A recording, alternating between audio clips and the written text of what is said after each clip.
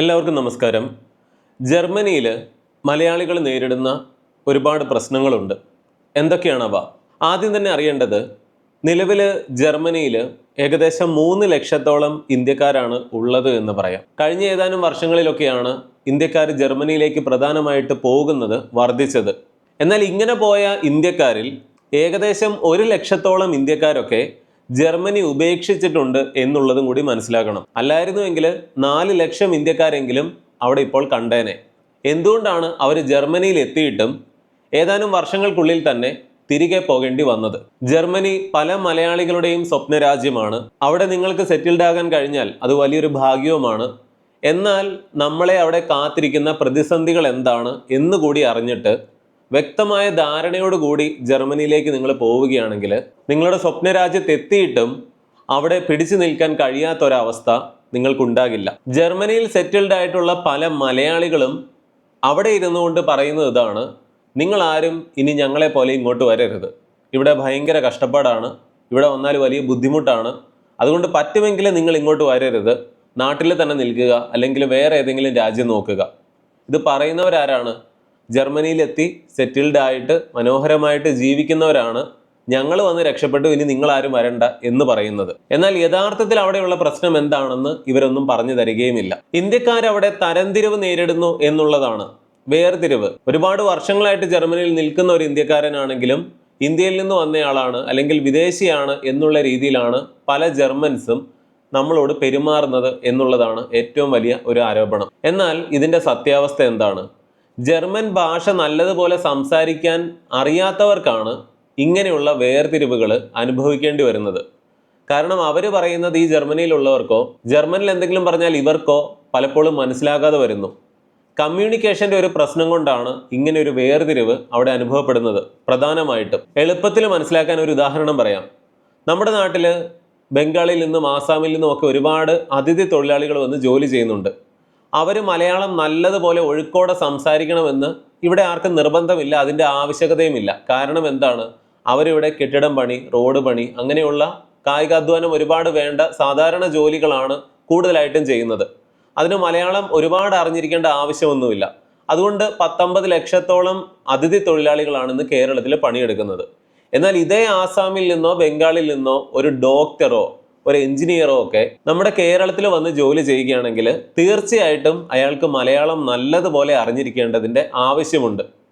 അയാൾ ഇവിടെ ഒരു ഡോക്ടറായിട്ട് വന്നിരുന്നിട്ട് മലയാളികളായിട്ടുള്ള പേഷ്യൻസ് പറയുന്നതൊന്നും ഇവർക്ക് മനസ്സിലാവുന്നില്ല. അങ്ങനെയാണെങ്കിൽ തീർച്ചയായിട്ടും അവിടെ പ്രശ്നങ്ങൾ ഉണ്ടാവും. അതൊരിക്കലും മലയാളികൾ അവരോട് വേർതിരിവ് കാണിച്ചതാണ് എന്ന് പറയാനായിട്ട് സാധിക്കില്ല.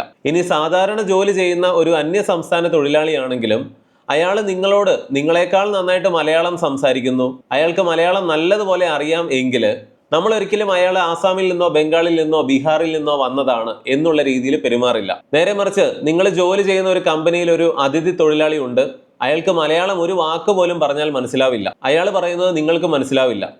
അവിടെ എന്തായിരിക്കും സംഭവിക്കുക? അതിനെ തരംതിരിവ് എന്ന് പറഞ്ഞിട്ട് കാര്യമുണ്ടോ? ഭാഷയാണ് ഇവിടെ പ്രധാനപ്പെട്ട കാര്യം. ജർമ്മനിയിലും പലർക്കും വേർതിരിവ് അനുഭവപ്പെടുന്നു എന്ന് പറയുമ്പോൾ അതിൻ്റെ ഏറ്റവും പ്രധാനപ്പെട്ട കാരണം എന്ന് പറഞ്ഞാൽ നല്ലതുപോലെ ജർമ്മൻ ഭാഷ സംസാരിക്കാൻ പറ്റാത്തവരാണ് അവിടെ പോയി ഇങ്ങനെ ഓരോ പ്രശ്നങ്ങൾ നേരിടുന്നത്. അതായത് ഇവിടെ ശ്രദ്ധിക്കേണ്ടത് എന്താണ്?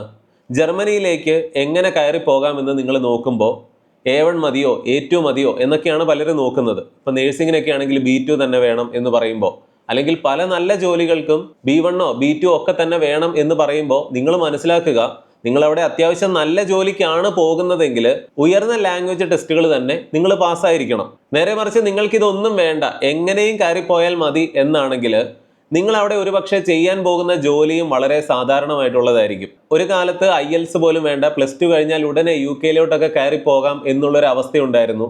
എന്തുകൊണ്ടാണ് എന്ന് ചിന്തിക്കുന്നത് നല്ലതാണ്. ജർമ്മനിയിൽ ഇപ്പോഴും എന്തുകൊണ്ടാണ് ഭാഷ നിർബന്ധമാണ് എന്ന് പറയുന്നത്? അതൊരു നല്ല കാര്യമായിട്ട് വേണം കരുതാൻ. കാരണം നിങ്ങൾ അവിടെ പോയി അവിടുത്തെ സമൂഹത്തിൻ്റെ ഒപ്പം അവരിൽ ഒരാളായി ജീവിക്കാനായിട്ട് നിങ്ങൾക്ക് ആ ഭാഷ നല്ലതുപോലെ അറിയേണ്ടത് അത്യാവശ്യമാണ്. അതുകൊണ്ട് ജർമ്മനി നിങ്ങളുടെ സ്വപ്ന രാജ്യമാണെങ്കിൽ നിങ്ങൾ ആദ്യം തീരുമാനിക്കുക, ജർമ്മൻ ഭാഷ നല്ലതുപോലെ കൈകാര്യം ചെയ്യാൻ പഠിച്ചതിന് ശേഷം മാത്രം, വേണ്ട യോഗ്യതകൾ നേടിയതിന് ശേഷം മാത്രം നിങ്ങൾ ജർമ്മനിയിലേക്ക് കയറി പോവുക. അങ്ങനെയെങ്കിൽ നിങ്ങൾ ആദ്യം ജർമ്മൻ പഠിക്കാനായിട്ട് ചേരണം. ജർമ്മൻ പഠിപ്പിക്കുന്നു എന്ന് പറഞ്ഞ് 100 കണക്കിന് സ്ഥാപനങ്ങൾ നമുക്കിന്ന് നാട്ടിലുടനീളം കാണാം. എന്നാൽ നിങ്ങളൊരു സ്ഥാപനം തിരഞ്ഞെടുക്കുമ്പോൾ ആ മേഖലയിൽ ഏറ്റവും അധികം പാരമ്പര്യവും വിശ്വസ്തതയും ഒക്കെ ഉള്ളത് എവിടെയാണ്, ഏറ്റവും വലിയ അക്കാഡമി കേരളത്തിൽ ഏതാണ് എന്നൊക്കെ അന്വേഷിക്കുക. അവിടെയാണ് മെഡ്സിറ്റി ഇന്റർനാഷണൽ അക്കാഡമിയുടെ പ്രാധാന്യം. ഞാൻ താഴെ പിൻ ചെയ്ത് വെച്ചിരിക്കുന്ന കമന്റ് ബോക്സിൽ അവരുടെ വിവിധ ബ്രാഞ്ചുകളുടെ കോൺടാക്ട് നമ്പറുകൾ കൊടുക്കുന്നുണ്ട്. നിങ്ങൾ കേരളത്തിൽ എവിടെയാണോ താമസിക്കുന്നത്, നിങ്ങൾക്ക് ഏറ്റവും അടുത്ത ബ്രാഞ്ച് ഏതാണെന്ന് നോക്കുക. കേരളത്തിലെ ഒട്ടുമിക്ക ജില്ലകളിലും മെഡ്സിറ്റി ഇന്റർനാഷണൽ അക്കാഡമിയുടെ ബ്രാഞ്ചുകളുണ്ട്. അതുപോലെ ജർമ്മനിയിലേക്ക് പോകണമെന്ന ആവശ്യവുമായിട്ട് നിങ്ങൾ ഏതെങ്കിലും ഏജൻസിയെ സമീപിക്കുമ്പോൾ അവർ മിക്കവാറും പറയുന്നത് നിങ്ങൾ ഈ ലാംഗ്വേജ് ടെസ്റ്റുകളൊക്കെ പാസ്സായിട്ട് വരിക, അതിനുശേഷം പോകാമെന്നാണ്.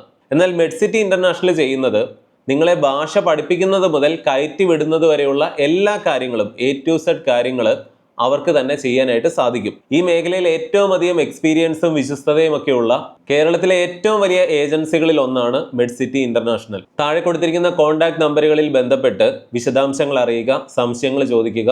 തീർച്ചയായിട്ടും എല്ലാവരും ഇതൊന്ന് ചെക്ക് ചെയ്ത് നോക്കുക. നമുക്ക് വീഡിയോയിലേക്ക് വരാം. ജർമ്മനിയിൽ ഇന്ത്യക്കാരെ നേരിടുന്ന ഏറ്റവും വലിയ മറ്റൊരു പ്രശ്നമാണ് ഉയർന്ന ജീവിത ചെലവുകളും ഉയർന്ന ടാക്സ് റേറ്റുകളും. നിങ്ങൾ സമ്പാദിക്കുന്നതിൻ്റെ 40% വരെയൊക്കെ എന്തായാലും മിക്കവാറും ടാക്സ് പോകാനായിട്ട് സാധ്യതകളുണ്ട്. അതായത് വളരെ ഉയർന്ന ശമ്പളമാണ് ജർമ്മനിയിൽ എന്നുള്ളത് കേട്ടിട്ടാണ് നമ്മളൊക്കെ പോകുന്നത്. എന്നാൽ നിങ്ങൾക്ക് കിട്ടുന്നതിൻ്റെ പകുതിയോളമൊക്കെ ടാക്സ് പിടിച്ചു പോയാൽ നമുക്കത് അംഗീകരിക്കാൻ ബുദ്ധിമുട്ടായിരിക്കും. പ്രത്യേകിച്ച് ഗൾഫ് നാടുകളിലൊക്കെ കിട്ടുന്നതൊക്കെ നമ്മുടെ കയ്യിൽ തന്നെ ഇരിക്കും. ഇതിനും പുറമെയാണ് അവിടുത്തെ ഉയർന്ന ജീവിത ചെലവുകളും, അതായത് കയ്യിൽ സേവിങ്സ് ആയിട്ട് ഒന്നുമില്ലാത്ത അവസ്ഥ.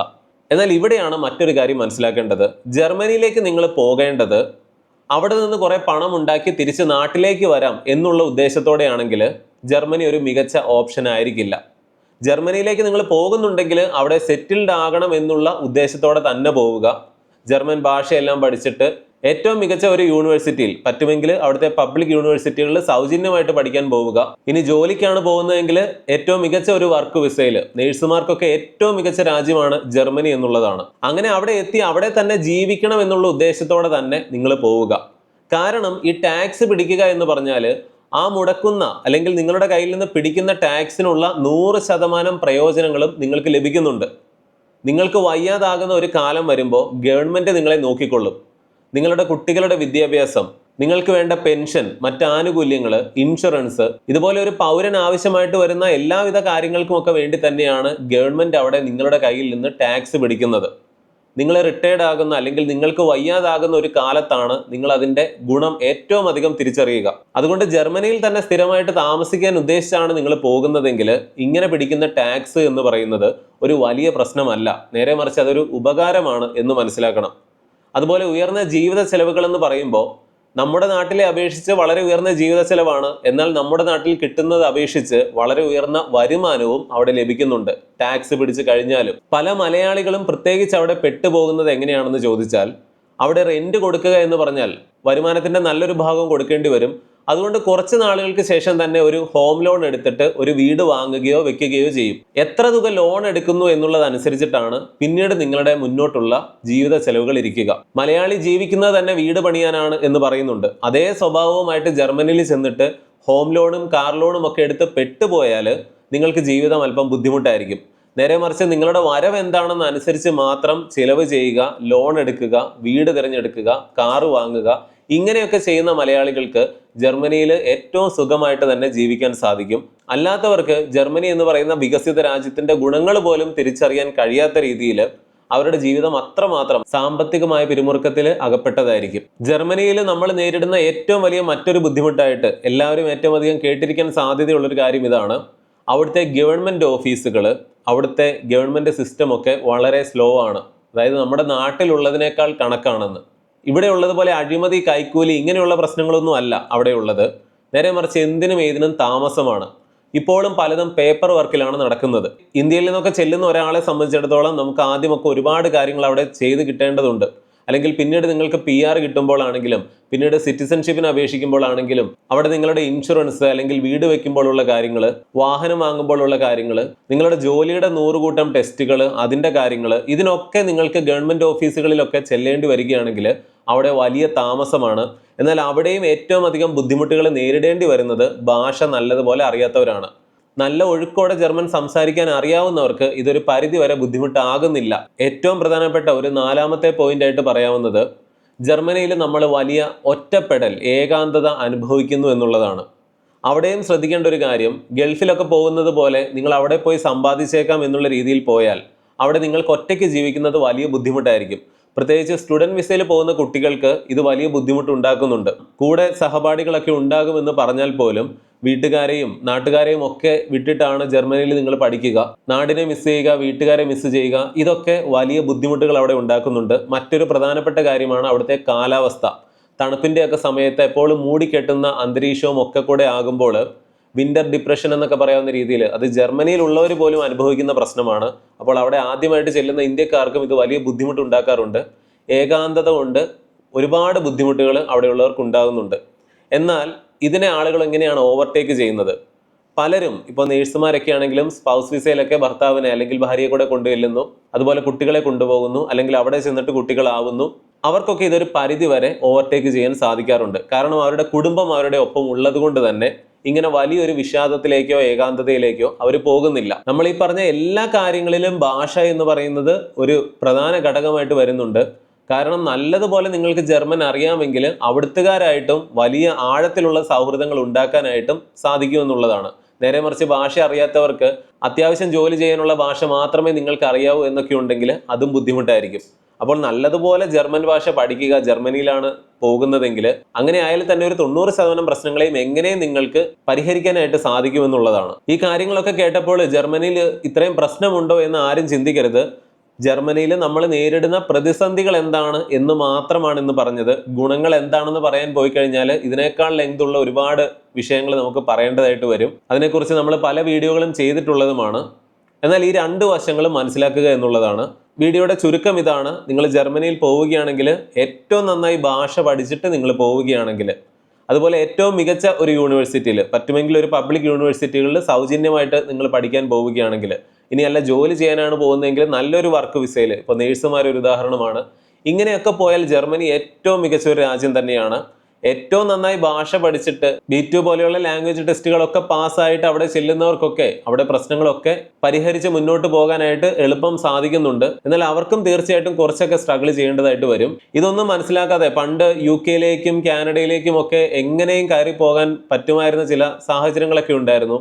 അതുപോലെ എങ്ങനെയും ഈ രാജ്യത്ത് എത്തിയാൽ മതി, ജർമ്മനിയിൽ എത്തിയാൽ മതി, രക്ഷപ്പെട്ടു എന്ന് കരുതി കഴിഞ്ഞാൽ നിങ്ങൾ ഒരു പക്ഷേ കുറേ അധികം വർഷങ്ങൾക്ക് ശേഷം ജർമ്മനി ഉപേക്ഷിക്കേണ്ടതായിട്ട് വരും.